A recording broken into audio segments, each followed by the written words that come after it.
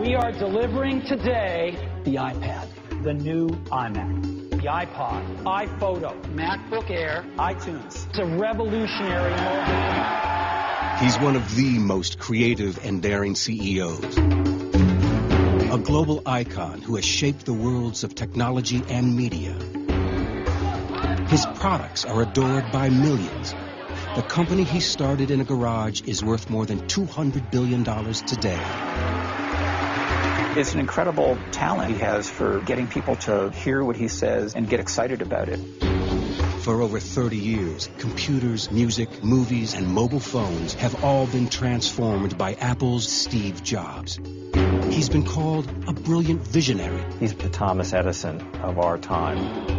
And an egocentric bully. He drove them overly hard at certain times. Some of them just wound up just quitting in disgust. Some of them wound up saying they'd never work for Steve again. Few executives in history have suffered such painful setbacks. It looked like Jobs was washed up and was a total has-been. Or as much success. Steve, I love you! And Steve came back and began what I think is the greatest turnaround in the history of corporate America.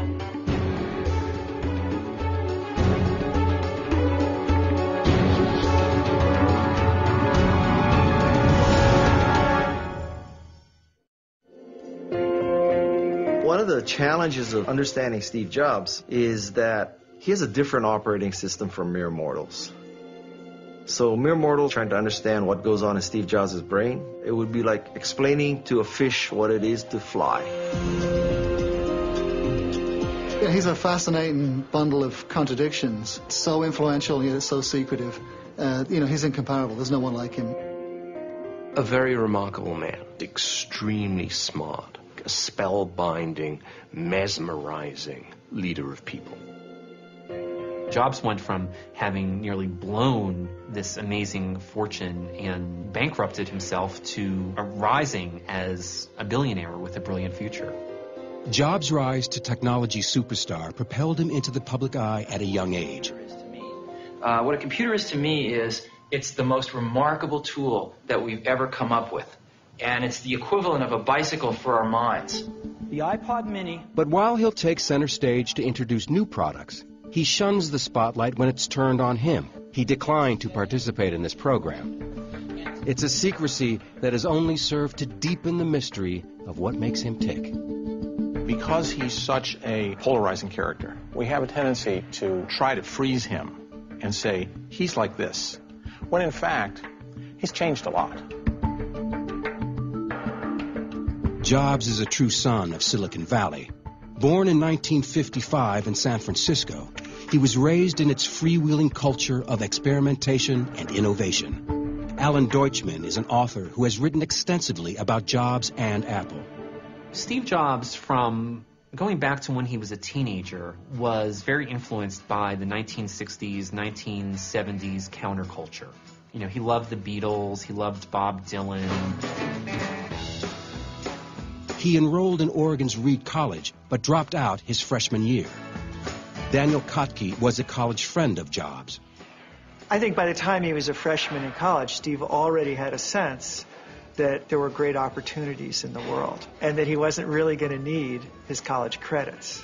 Robert X. Cringely was Apple Computer employee number 12. When I met him, he was, I think, 19 years old. He had hair down to his waist, and he only ate fruit. And he was, clearly a hippie. When Jobs returned to his childhood home in California, he became interested in what was then an entirely new concept, the personal computer. A revolution was brewing in this hall rented from Stanford University. A group of eccentric enthusiasts and inventors called themselves the Homebrew Computer Club. They were about to ignite a new industry. Jobs joined meetings with a man who would become his partner in founding Apple Computer, Steve Wozniak. People are getting up, these computers are going to revolutionize life. And I felt like, oh my God, I'm a part of this huge revolution that we're talking about. Everybody's going to have a computer in the home, and nobody in the outside world believes us. Steve Wozniak was the engineering genius, Jobs, the product impresario. He really wanted to make something in life. I don't to this day know a lot of what drove him that way, but he really wanted to have a company and a success. projects that I would design and build. Very frequently, Steve would say he knew how to sell it. Jobs' family lived in this Los Altos neighborhood. He and Wozniak took time off their day jobs to set up shop in the family garage. We didn't have a telephone to phone the computer stores in the garage. That was in Steve's bedroom. The team's first computer, the Apple I. It was a circuit board that users would generally build into a makeshift wooden box. As the tech industry in Silicon Valley took off, Jobs saw opportunity. The penalty for failure for going and trying to start a company in this valley is non-existent. There really isn't a penalty for failure either psychologically or economically, in the sense that if you have a good idea and you go out to start your own company, even if you fail, you're generally considered worth more to the company you left because you've gained all this valuable experience in many disciplines.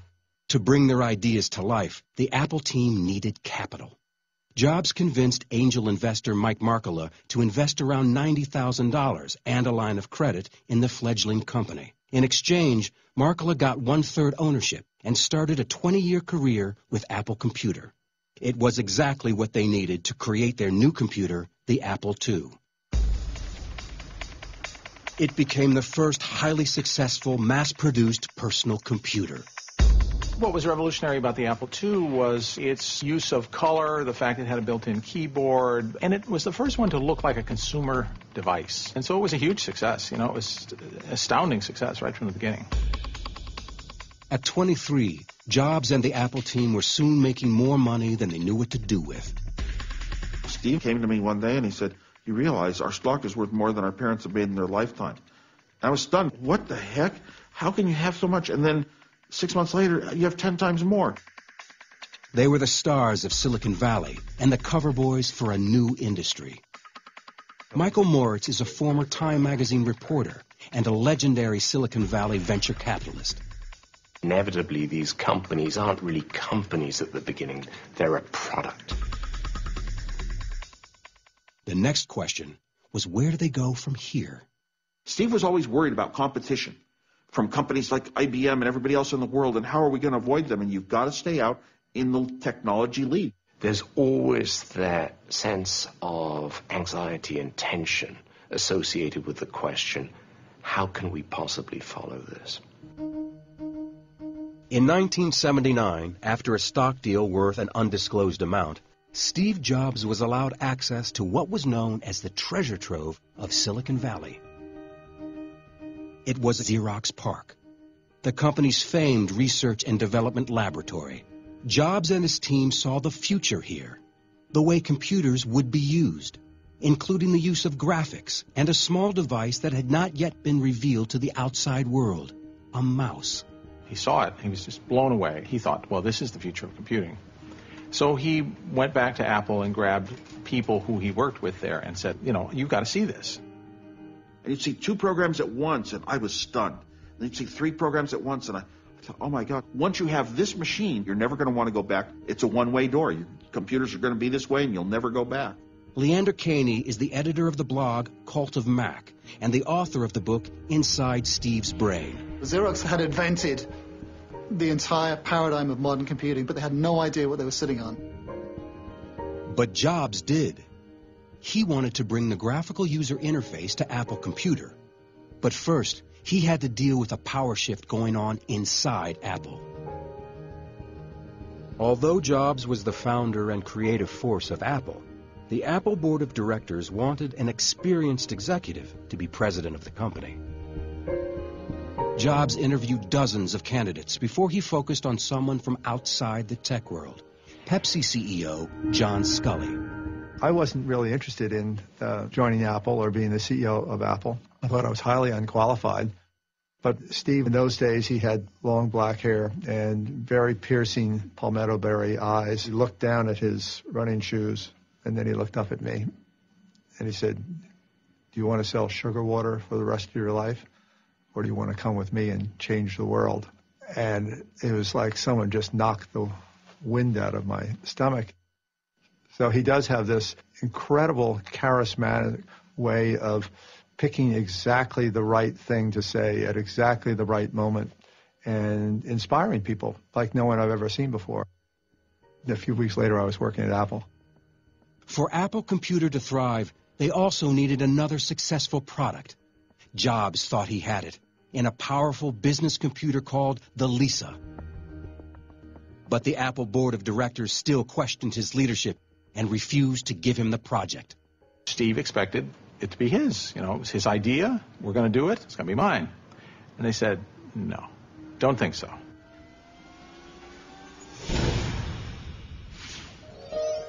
By 1981, Steve Jobs was taken off Apple Computer's Lisa project. Steve was used to succeeding.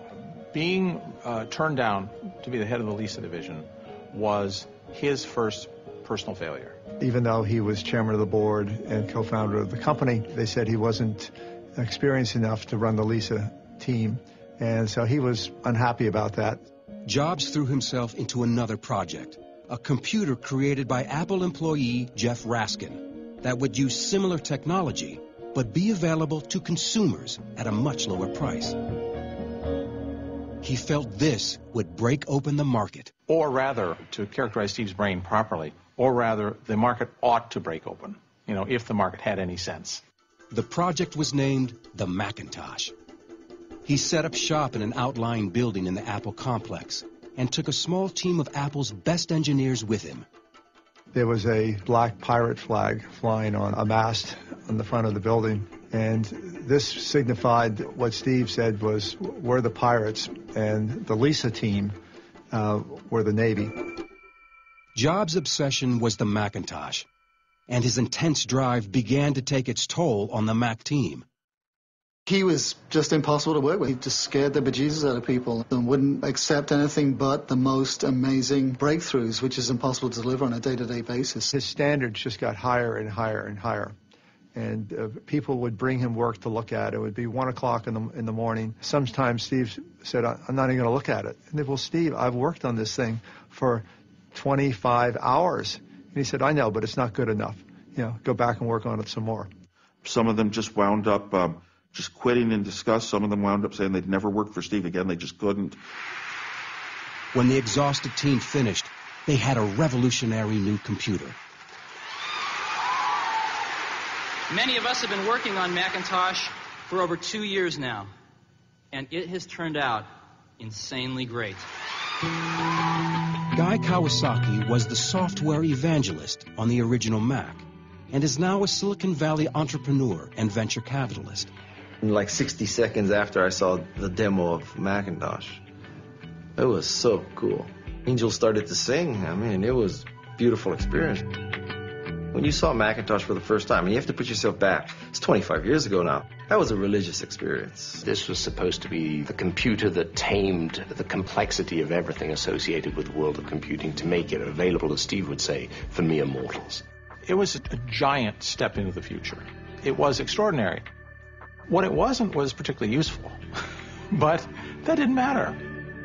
The computer was beautiful, but had limited functionality. For the Macintosh to succeed, Jobs needed great software. He turned to another industry prodigy, Bill Gates. In the lead-up to the Mac launch, the two pioneers appeared together at an Apple event. Microsoft had been writing software for the Mac for 2 years. Jobs didn't know that down the road, Bill Gates would become his main rival. For Jobs, the enemy was IBM, and a PC that was taking over the market. Will Big Blue dominate the entire computer industry? The entire information age? Was George Orwell right? Today we celebrate the first glorious anniversary of the information. Jobs, the underdog, took aim at the giant with a spellbinding commercial. Everybody who was around at the time remembers the most memorable moment of the launch of the Macintosh, being the Ridley Scott commercial.